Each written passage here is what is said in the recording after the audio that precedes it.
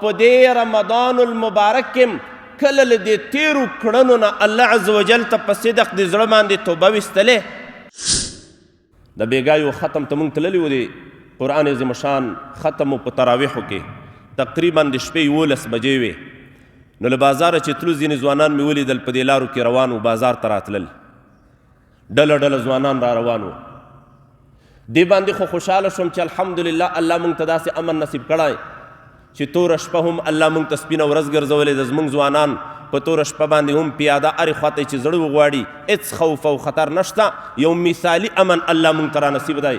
یقین په الله باندې وکوئ. په زړه کې مې بې اختیار الحمدلله ووی چې دا زموږ ځوانان په امن کې روان دي یو ځای ته. خو دې ته بیا خفه شوو چې زموږ ځوانان تراوو ته نه دي روان، ختم د قرآن عظیم شان ته نه دي روان.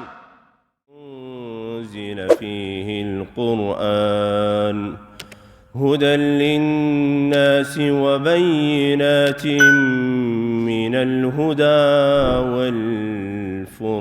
والفرقان إن الله وملائكته يصلون على النبي يا أيها الذين آمنوا صلوا عليه وسلموا تسليما.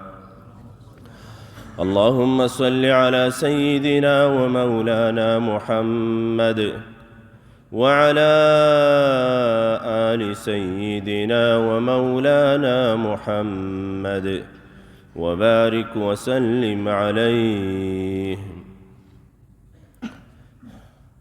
زمونږ د اسلام خوږو ورونو،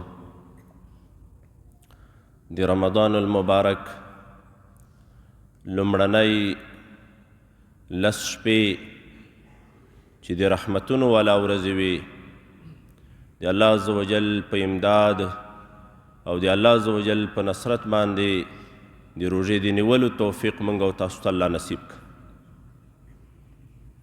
الله عز وجل دې وکړي چې دا کومې لس ورځې تېرې شوې د الله عز وجل رحمتونو پکې بې برخې نه یو.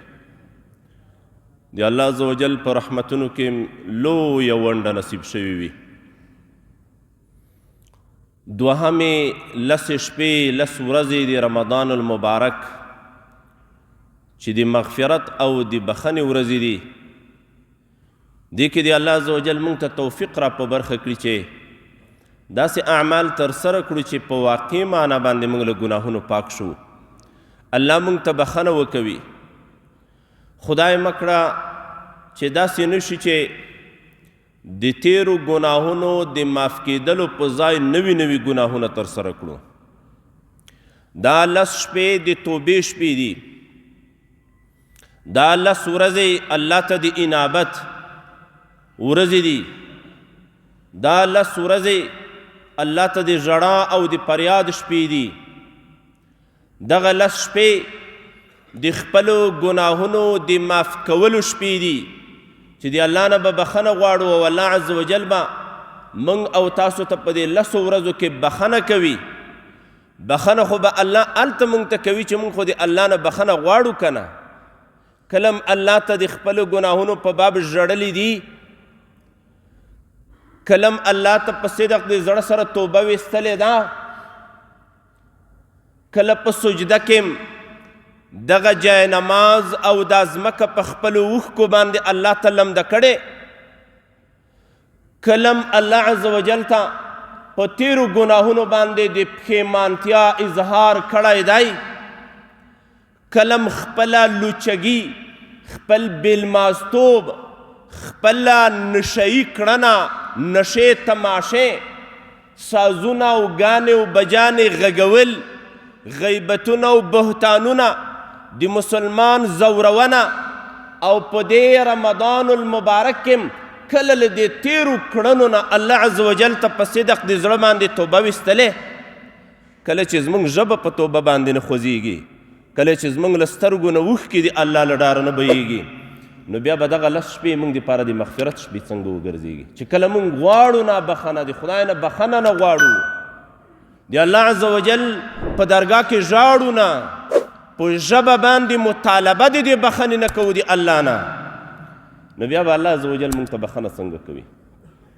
ته خو به یورې غواړې د الله نه، الله دې موږ ته توفیق را په برخه کړي. الله ته به سوال دا کوي الله د توبې توفیق راکړي، ای الله د ژړا توفیق راکړي، ای الله سترګو نه اوښکې روانې کړي، ای الله زړونه نرم کړي، ای الله د زړونو سختي ختمه کړي، ای الله هغه بدبختانه مه ګرځوې خدایه چې دغه رمضان المبارک په موږ باندې تېرېږي او موږ په دې روژه کې الله عزوجل موږ ته بخښنه نه وي کړې. خدای عزوجل هم دې داسې نه ګرځوي. ځینې ورونه داسې فکر کوي چې رمضان المبارک راغی بس دلته به خوبونه کوو، همت به له لاسه ورکوو، او رمضان المبارک دا معنی چې دا به په لهو لعب باندې له موږ نه تېرېږي، دې کې به له همته ډکې کارنامې دا موږ نه ترسره کوو.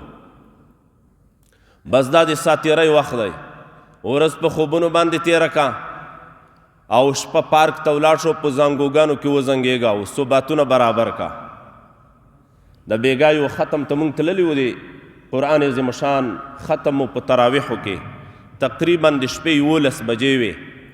نو له بازاره چې تلو ځینې ځوانان مې ولیدل په دې لارو کې روان و، بازار ته راتلل، ډله ډله ځوانان را روان وو.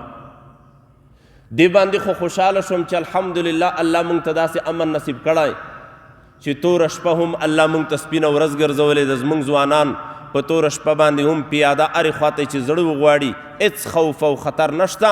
یو مثالي امن الله موږ ته را نصیب دی. یقین په الله باندې وکوئ، په زړه کې مې بې اختیار الحمدلله ووی چې دا زموږ ځوانان په امن کې روان دي یو ځای ته. خو دې ته بیا خفه شوو چې زموږ ځوانان تراوو ته نه دي روان، ختم د قرآن عظیم شان ته نه دي روان. دا میاشت چې د څه دپاره د امت ته الله نصیب کړې ده، د کومو اهدافو دپاره الله ورته نصیب ده، دې ته نه دي روان.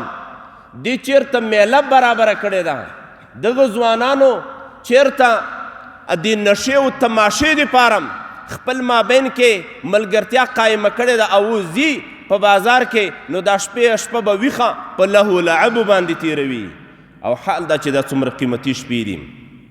نو ځینې ورونه داسې فکر کوي پروا نه لري روژه ده، ورځې به خوبونه کوو، شپې به په زنګوګانو کې په میلو تماشو کې تېروو، والیبال به کوو، لیټونه یې ځانو ته بل کړي وي، والیبال دی درب و دروب دی خیږي زنګوګانو کې. هغه تېره روژه کې یو مسلمان دا د پارک چې کوم دی دا زنګوګانې چې پکې دي دې خواته یې کورونه دي، هغه وی چې د شپې تلاوت نه شو ترې کولی، دومره شور ماشور وي، دومره شور زوږ وي. نو سږ کال زه نه یم خبر چې څنګه حالات به وي. عباداتو باندې نه تر نه پوهېږو، خوب نه شو ترې نه کولی. د ورځې خوبونه روژه په خوب کې تېره شي، ورځې نم شپه جوړه کړه، خپل خوبونه به کوو او شپه دا به په لهو لعبو باندې تېروو.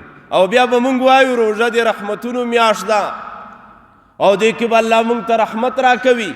تا کوم د رحمت کارونه کړي دي چې د الله رحمت په تا باندې وورېږي؟ خو تا خو خوبونه کړي دي او لهو لعبو کې دې وخت تېر کړی. روژه د مغفرت میاشت ده، الله به مونږ ته ګناهونه پکې معاف کوي. تا خو شپه په خرخټیو باندې تېره کړې ده، په ګپ شپ دې تېره کړې، ورځ دې ټوله په خوبونو تېره کړې ده. تا کله الله ته ژړلي دي، کله دې الله ته توبه ویستلې ده چې دغه میاشت د رمضان زما او ستا دپاره د مغفرت او د بخښنې میاشت وګرځېږي؟ بیا وایو دا د جهنم نه د ازادۍ میاشت ده. تا کله د جهنم نه د ازادۍ اعمال ترسره کړي دي؟ ته به الله ته کوم عمل پیش کوې په دې رمضان المبارک کې؟ الله عزوجل دې موږ او تاسو ته د توبې توفیق راکړي، الله دې د ژړا توفیق راکړي. ځینو ورونو دا خیال وي، خو دا ډېر غلط خیال دی، دا ډېر بې خونده خیال دی. تاسو وګورئ د اسلام تاریخ په رمضان المبارک کې اهمترین کارونه ترسره شوي دي. تاسو د اسلام تاریخ مطالعه کوئ، مهمترین کارونه د اسلام هغه په رمضان المبارک کې ترسره شوي. دا نه دی ما روژه ده زه به ټوله ورځ خوبونه کوم، بلکې له همته ډکې کارنامې هغه په رمضان المبارک کې شوي. یو څو نمونې زه تاسو ته بیانوم. د قرآن کریم نازلېدل، هغه قرآن کریم چې په ټوله دنیا کې انقلاب راوست، هغه قرآن کریم چې 1400 کاله وتلی او 15مه صدۍ روانه ده او 2 میلیارده